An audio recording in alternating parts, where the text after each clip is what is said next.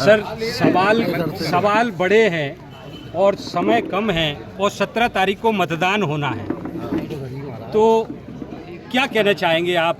रोजगार को लेके सवाल हैं, स्वास्थ्य को लेके सवाल हैं, पेयजल को लेके सवाल हैं, शिक्षा को लेके सवाल हैं और समय कम है। आपकी जो आपने वचन दिए हैं उनकी तो बात आपने कही दी है, इसके अलावा आप क्या कहना चाहेंगे? इसने आपको कहा समय कम है। 17 तारीख को मतदान होना है, आज 1 तारीख है। मतदान के पहले जी। किसी भी व्यवस्था को बदलना मेरी समझ से तो संभव नहीं है।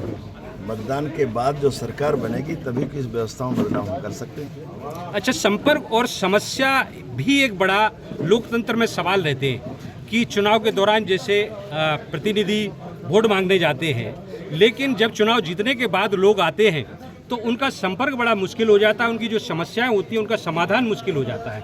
आप क्या कहेंगे? देखिए, मनुष्य जब तक का जीवन रहता है तब तक उसके जीवन में कोई ना कोई समस्या रहती है। जी। सारी समस्याओं का समाधान तो हम अपने व्यक्तिगत रूप से अपने जीवन में ही कर पाते हैं। जी। रही संपर्क की बात, तो संपर्क के लिए मेरे पास पिछोर का उदाहरण है। जी। वहाँ का एक झोपड़ी में रहने वाला भी आदमी मेरे संपर्क में रहता था। जी।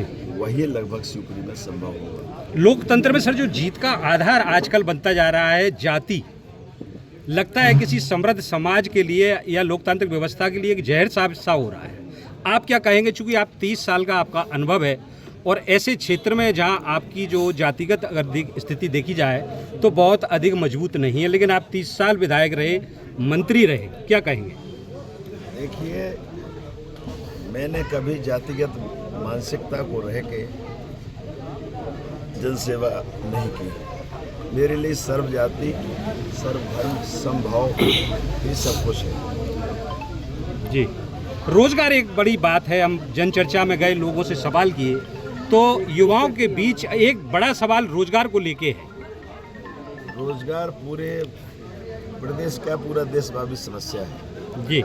सरकारें इसका समाधान अभी तक नहीं ढूंढ पाई हैं और बातें तो होती हैं, लेकिन कोई भी सरकार इसमें ये नहीं कह सकती मैं 100%। पुरानी पेंशन आउटसोर्स, संविदा कर्मी और कोरोना में लगाए गए कोरोना सैनिक जिनको सरकार ने निकाल दिया, इनको लेके आपकी पार्टी की क्या नीति रहेगी अगर सरकार आती है? आप हमारे पार्टी के मैनिफेस्टो पढ़िए जी। उसमें सब कुछ लिखा गया है, वही हमारी सरकार का वचन होगा। जी, थैंक यू।